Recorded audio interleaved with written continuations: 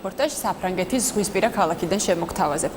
კანთან ახლოს სან მარგარიტაზე მდებარე ციხესიმაგრე ვიზიტორების ყურადღებას ერთი ლეგენდის გამოიქცევს. იქ 1669 წელს რკინის ნიღბიანი პატიმარი მიუყვანიათ, რომლის ვინაობაც დღემდე უცნობია.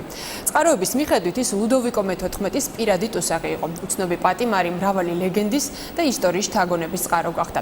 ვოლტერმა და ალექსანდრე დიუმამ მას რომანები მიუძღვნეს. მსოფლიო კინომ კი რკინის ნიღაბზე 20-ზე მეტი მხატვრული და დოკუმენტური ფილმი გადაიღო. ციხესიმაგრე პინეროლი კანთან ახლოს კუნძულ სან მარგარიტაზე მდებარეობს. საფრანგეთის ისტორიაში პინეროლი ყველაზე პირქუში ციხის სახელით არის ცნობილი. აქ იხდიდნენ სასჯელს საფრანგეთის მეფის ლუდოვიკო მე-14-ის პოლიტიკური მოწინააღმდეგეები. ისტორიულ ციხეს უკავშირდება ლეგენდად ქცეული პატიმრის ისტორიაც, რომელიც რკინის ნიღაბის სახელით არის ცნობილი. კანის პორტიდან კუნძულ სან მარგარიტამდე კატერით მგზავრობას 5 წუთი სჭირდება. ამ მარშრუტით მიიყვანეს 1669 წელს პინეროლის ციხეში ნიღბიანი პატიმარი, რომლის იდენტიფიცირებაც მხოლოდ რიგითი ნომრით 74-39-900 იყო შესაძლებელი. ცნობილია, რომ ციხის ადმინისტრაციამ ამ საიდუმლოებით მოცული პატიმრისთვის სპეციალურად მოაწყო მდიდრული საგანი, სადაც მას ციხის ზედამხედველი ბენინ სან-მარი შეუწყვა.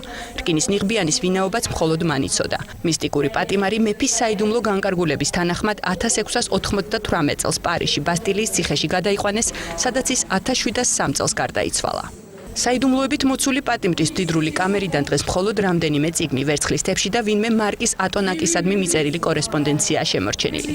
გაუგზავნილ წერილებს რესტავრატორებმა 1998 წელს კედლის სამალავში მიაკვლიეს. უკვე 300 წელია პასუხგაუცემელია კითხვაც, ვინ იმალებოდა რკინის ნიღბის უკან. გავრცელებული ლეგენდის თანახმად ის ლუდოვიკო მე-14-ის ტყუპის ცალი იყო.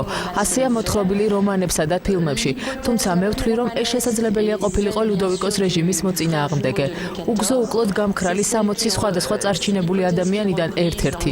აღსანიშნავია ისიც, რომ საკნის ბინადარი რამდენჯერმე მოინახულა ცნობილმა მუშკეტერმა დარტანიანმა. ვინც არ უნდა ყოფილიყო ეს მისტიკით მოცული ადამიანი, ფაქტია, რომ ამ ისტორიით ჩვენ იმდროინდელი საფრანგეთის უსამართლო სასამართლოს მეფის განუსაზღვრელი ძალაუფლებისა და პოლიტიკური ინტრიგების შესახებ წარმოდგენას გვიქმნის.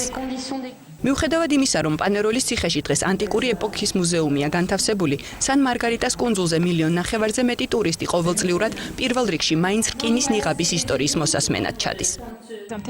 ძალიან საინტერესო ადგილია, ერთია როცა წიგნში კითხულობ ამ ისტორიას ან ფილმებს უყურებ, თუმცა სულ სხვაა, როდესაც ყველაფერს საკუთარი თვალით ნახავ.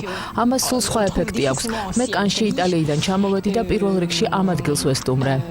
ვოლტერმა და ალექსანდრე დიუმამ ამ საიდუმლოებით მოცულ ადამიანს რომანები მიუძღვნეს.